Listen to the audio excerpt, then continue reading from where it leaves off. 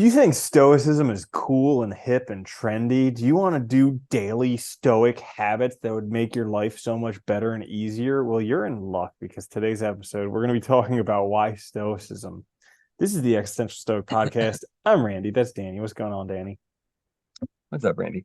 Yeah, so Stoicism seems to be quite popular. And actually, I just finished listening to this book called The Antidote, which is a book on how to be happy for people who are tired of positive thinking. Hmm. Very interesting book by Oliver. I Who think it's wrote that? Oliver Berkman, the guy who wrote 4,000 Weeks, Time Management for Mortals. But Oh, okay, okay. yeah, so it comes down to a few things. It comes down to Stoicism, Buddhism, memento mori, and that's pretty much it. But it got That's all. me, yeah, I know, simple as that. Yeah.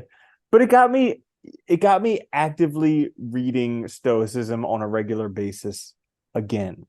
Because I listen to meditations pretty regularly, but Yeah, great book.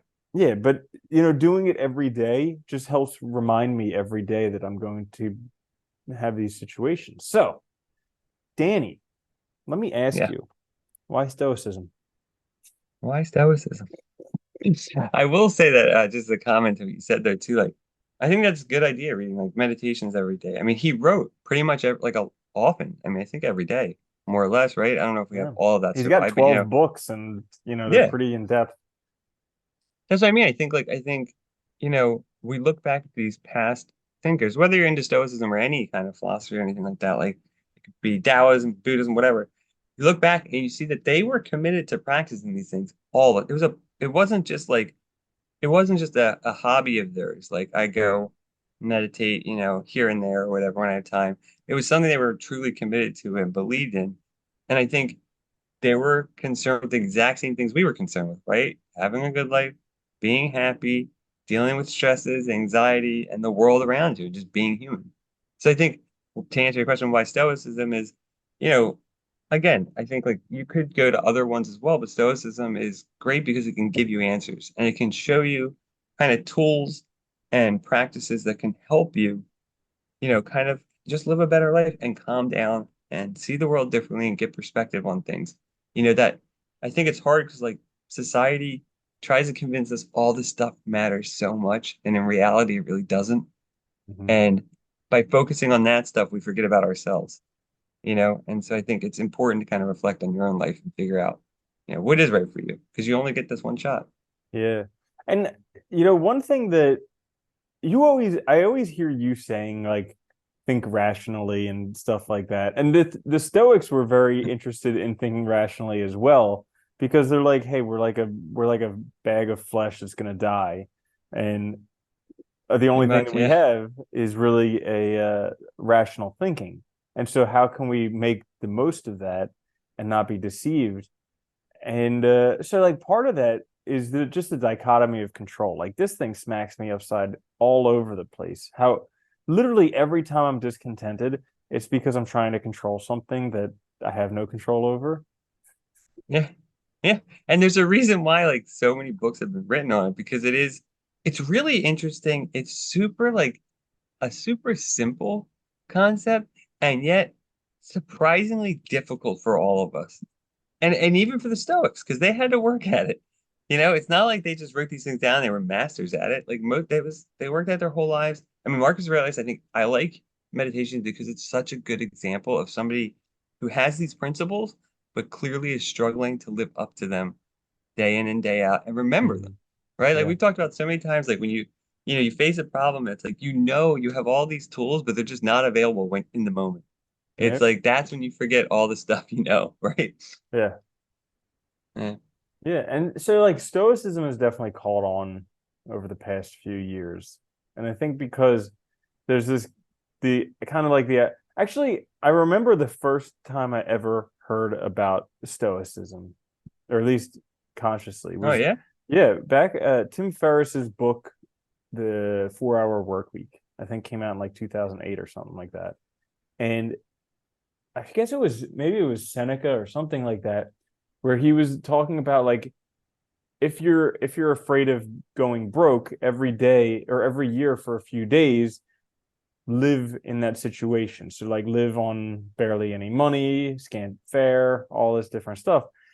And I don't know. I guess that's where I first heard about it. But it seemed like, oh yeah, this is really tough. Like those guys that do, but also, I mean, they do. They think about they're gonna die all the time, and like they're not trying Yeah. to. This is one of the things that was talking about in that book, The Antidote, was I it's mean, not trying to Epictetus like, was a slave. Sorry, he yeah, was literally a slave before he became basically a Stoic sage, right? Like, I yeah, mean, so his life was not good by any stretch, and yet he did make it good and made it oh, really important, valuable. Yeah.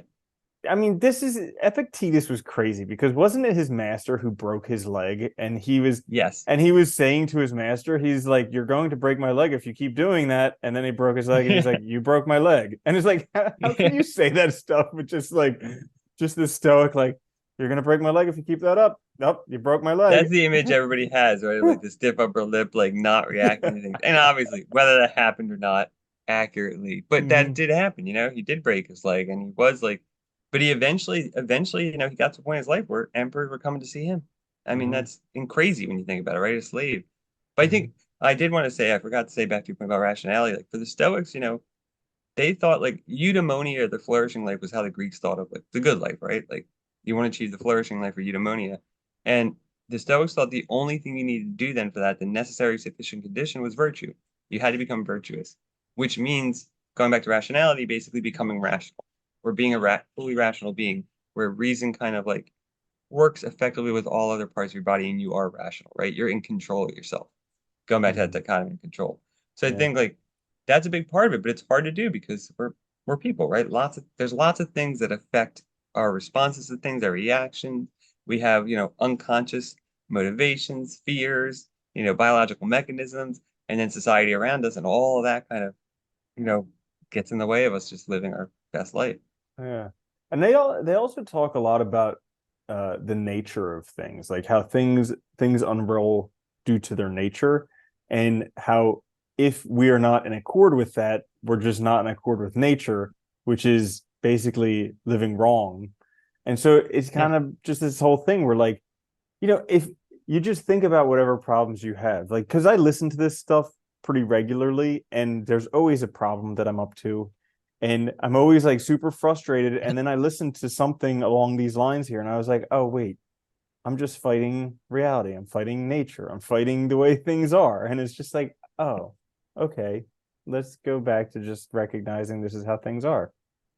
Oh, dude, it's so funny. Every time I look at the dichotomy of control or think about it or read about it, I'm like, it is just so it's so obvious and it's so funny how you can see how so many of our problems just stem from that.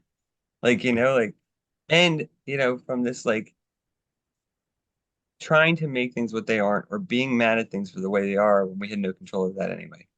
Like, whether we like it or not, like, we don't control where we're born. We don't control the year we were born in. We don't control the society and how it's structured. Like, there's so much crap out of our control. Yet, we're trying to live our own lives. And I think that's why I think Epictetus is such an interesting example because like he was a slave. That was his life. And that sucked. And like, but he dealt with it in a way that was interesting where he didn't like just blame and become a victim. He still did the best he could to live the best life he could because he realized that this was the chance he had, right? And I think that the reflection on death is an important component of that. Like, if I do keep in mind that I'm going to die, if I accept that fact, if I'm aware of it, then I just have this time here now. And so, at just that alone, I think can really get you to some clarity about what you should be doing, what matters to you. Because when you really ask that question or really reflect on it, it's like, yeah, like, should I be wasting my time doing this stuff? If like this is the time, this is all the time I have, it's finite, and I don't know how long it is. I only know that I have now. I never know how long it's going to be in the future. I can't assume that I'm going to live to be 300. It's unlikely, right? Could die tomorrow. So like, how do I maximize using that in the best way for myself? Hmm. Yeah, and I like that point you made about doing the best you can, because no matter what is or is not in your control, you still have to do the very best you can. And that's like part of the virtue ethics of Stoicism, just like making sure that that you bring your A game. Yeah. And that, that helped me a lot too. Like when I was like, I remember when I was really depressed, I went back to Stoicism and Existential actually, but like it helped me a lot because like, I was at a point where it's like having a hard time getting out of bed and stuff. And it's like, but then at a certain point, I was like, but this is all the time I have, right? Like right now. I don't know how long it is. So I started just trying to do anything. And like for a while, it was like little stuff, like getting a shower, getting up, maybe opening my computer or something, doing minimal stuff. But that led to, taking control there eventually led to a greater changes, right? And I think that's the other side of it is you just have, it's a slow process. That's why it's upsetting to see like there's so many things I see with Stoicism, like, master it and like, whatever short. It's like, dude, this guy Hmm. spent their whole lives and they still didn't think they mastered it, and Hmm. wrote about it and reflected on it constantly. So don't get your hopes up too much. Yeah. Like, Yeah. For me, what's been helpful, because like talking about the dichotomy of control. So there's most things in the world you have no control over. And these are the yeah. things that we want: money, health, spouses, riches, all these different things that we want, not in our control.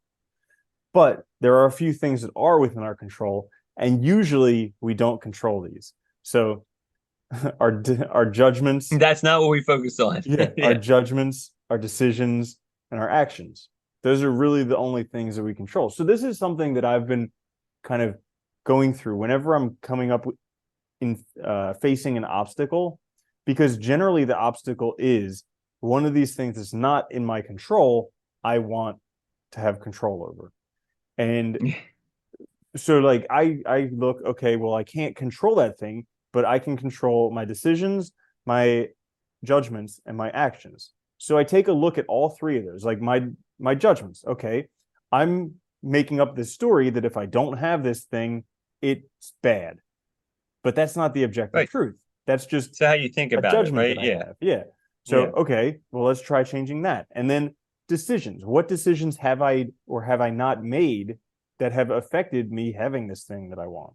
And then actions. What am I doing or am I not doing that could affect this? And am I doing the very best that I can, like you were talking about earlier? So that way it helps kind of at least allow me to know that I'm doing what's in my control to maybe alter what's not in my control. No, I like that because so many times I like these things happen. Like, like look, I've had times like I can't control that I might like have an emotional response to something. But what I can do is I can control how I respond to that emotional response, how I deal with it. Do I deal with it in a healthy way or do I like lean into it and let, that dictate my actions and then do something that I probably will regret later, right? Like it's a good way to think because I think it puts into perspective like what can I actually do to live my best life and deal with things that I'm presented with, right? When I know for a fact I don't have the power to make these things just materialize or happen or make other people do things. Mm-hmm. Yeah. Yeah. It's very interesting though, because it is very practical. And I think that's why it's caught on a lot too. It's very practically oriented, and I think it just offers us a lot of help in a very busy, chaotic world where we feel like so much is out of our control. Especially I think now, like a lot of people probably do because like, we see wars going on, or we see like the climate crisis, or we see, all these things happening around that, like, as an individual, I really like as much as I want them to change, I mean, like, I can't make them like change right now, right? But what can I do? I could do my small part. I can, maybe try and make some changes via laws or something, contacting people. I mean, there's stuff I could do. And I think what the problem is when we focus on like the big stuff out of our control, we forget what we're actually capable of and never take any action. And that's really the problem. I think you're right. Like if people thought that way more, we'd probably be in a much better state because we'd at least be more conscious of what we're doing and like what's actually possible to achieve. Mm-hmm. Yeah, but it's Mm. something where it's just like a daily reminder, because that's all. Because I feel like, I mean, maybe it's not that our default is to go that way, but we have the habit, or at least I have the habit of going that way, where I want to control these things that are not in my control, Yeah, and it's of it's just like course. a bad habit. Yeah. Well, part of it too is it is like a bad habit. It's also, I think, a way to like make ourselves feel better sometimes. Like you don't get a job, so you blame not yourself for like maybe what you did, or you don't look at like what you're capable of. You blame like, the situation or circumstances, the other person, whatever. Like it's a way to protect ourselves. But the reality is like you can't control the decisions they make anyway. The best you can do is prepare your best, do the best you can, and what happens, happens, right? And I Mm-hmm. think this is the hard part because it also means, a lot of stoicism is acceptance. It's accepting things for the Mm-hmm. way they are and then just doing what you can in the world. Hmm. Yeah, I think it goes a little bit counter to the capitalist society of A America, little. a little bit, because it's like capitalism makes, or at least it seems like it makes you want to believe that like the only reason you're not a Jeff Bezos or an Elon Musk or a Bill Gates is because you didn't grind hard enough. But Oh it's yeah, like, it loves to make you think it's meritorious or like yeah, based totally on your merit. Yeah, hmm, when it's not. yeah, yeah. It could be completely just, just by chance. But yeah. I heard there was a great anecdote. I don't remember who said this or where I read it, but the guy was talking about stoicism and he's like, look, like I might love snowboarding. He's like, and I do love snowboarding. And he's like, I might wish that I was a professional snowboarder. He's like, but the reality is, he's like, I grew up in the South where it was warm. There was no mountains. He's like, unfortunately, that's just how the dice fell. Like, if I grew up in Colorado, yeah, maybe I would have started snowboarding when I was like really young and I would have had the opportunity to do it all the time, but I didn't. So all I can do now is enjoy it. I'm not going to be a professional. I didn't have that leg up because that was the circumstances I faced, right? That was the circumstance of my life. And like realizing that, like, look, it's not my fault. It's not anybody's fault. It's just how the dice fell like that. I happen to be here, and therefore, geographically, as a kid, it's not possible that I'm going to do this thing. Hmm. Like, Yeah. but we so often like to make things out as if they were directed against us, or as if it was meant to stymie us or get in our way. And I think that's the other problem. And I think that Stoicism addresses is that makes us not act rather than take action to improve our situation as best we can. Hmm. And also, what I like about Stoicism is independent of the external circumstances of your life, you can still live a good life. Oh yeah.